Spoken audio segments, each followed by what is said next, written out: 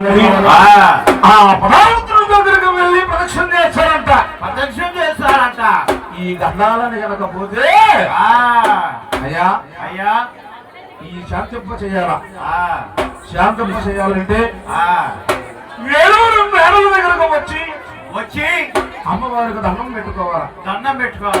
అమ్మా మరి మా పిల్లకి 35 సంవత్సరాలు వచ్చింది. అమ్మా గజానమ్మ తల్లి నిత్యం 3 నెలలు నీ పూజలు చేస్తున్నాము. కోరిన వారికి కోరికలు ఇస్తున్నాము.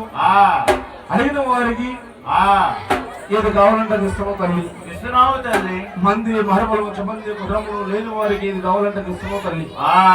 ఈ యొక్క మా బాలకుమార్తె కూడా ఈ దోషముల పానయ్య తల్లి అని చెప్పేసి ఆ యొక్క మహానుభావుడు మలయాత్రి రాదు మలయాత్రి తండ్రి వచ్చి అమ్మవారిని కోరుతుంటే అయ్యా అయ్యా నేనే గనక మహాతల్లి శక్తి రూపిణి అమ్మవారినైతే అఖిలాండ బ్రహ్మాండ నాయకుడు సర్వజనులకు నేను దేవతనైతే నేనే పరిమాణి నీ గర్భవాసం నాకు పడతానమ్మా. నేనే గనక అమ్మవారు శక్తి స్వరూపిణి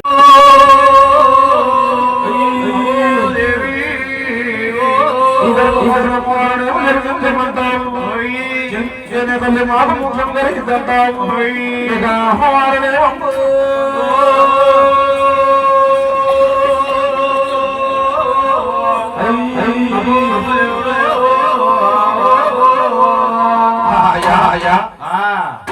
పుట్టమన్నావు బాగానే ఉంది. నువ్వు ఎప్పుడైతే పుడతామన్నావో ఈ దోషాలన్నీ పోయి మేము క్షేమంగా ఉంటామంటే ఇంకొక 4 పుట్టినా బాధలేదు అని చెప్పేసి అంటున్నాడట. అమ్మవారి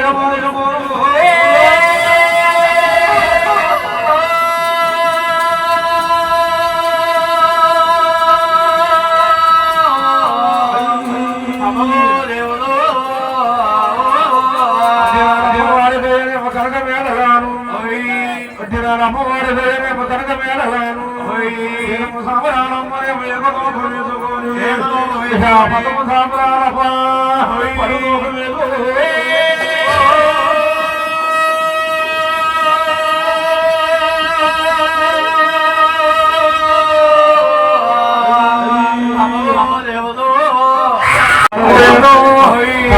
పంచుకుంటే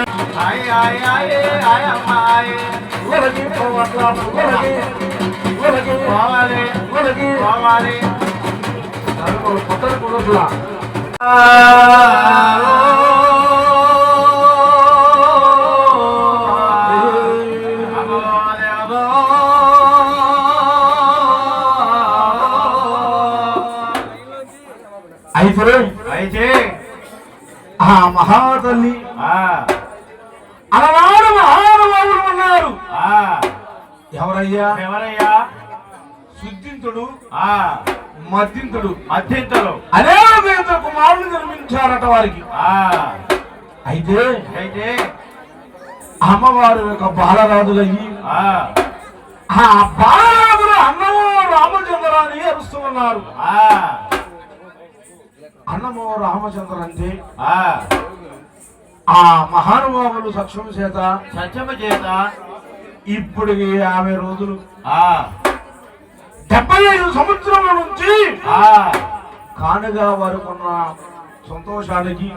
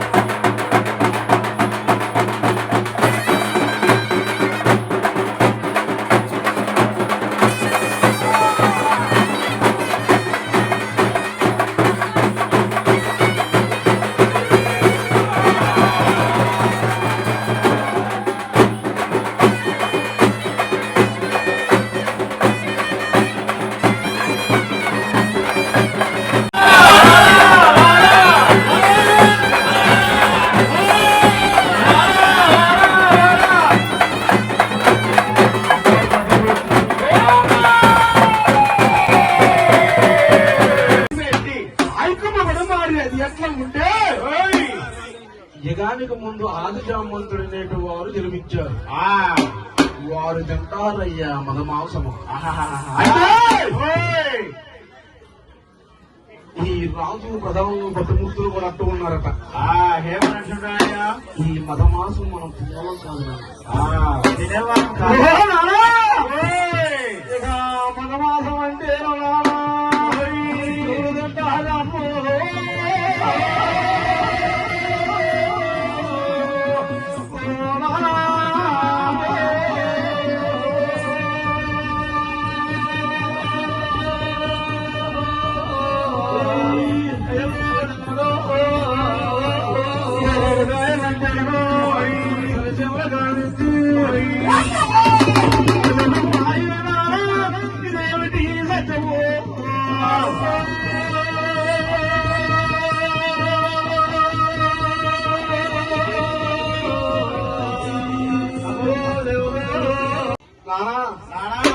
మేము నడవలేకపోతున్నాను పెట్టి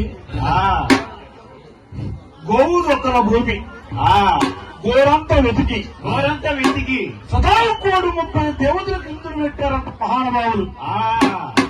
సదాకోటి 30 దేవతల కంటే బుద్ధి పెట్టారంటే అమ్మవారి సత్యము, అమ్మవారి భక్తి, అమ్మవారి శక్తి, అమ్మవారి తరలించి ఈ మాయలు కావిస్తూ ఉంటే పాలరాజు ఉంటున్నారంట.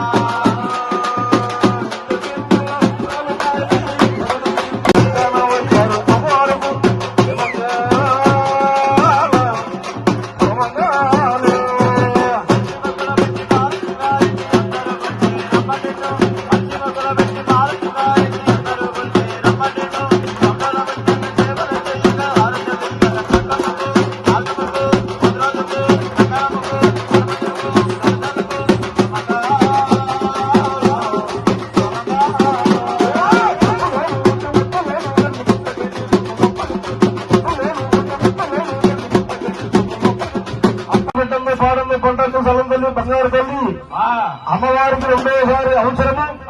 యువటానికి వచ్చినట్టుకి రాని వారికి చిన్నలకి పెద్దలకి తప్పులు ఎప్పుడైనా క్షమించారు. కొట్టండి పెట్టండి పాడండి పట్టండి సలం తల్లి బంగారు తల్లి రెండోసారి అవసరం ఇవ్వటానికి సరే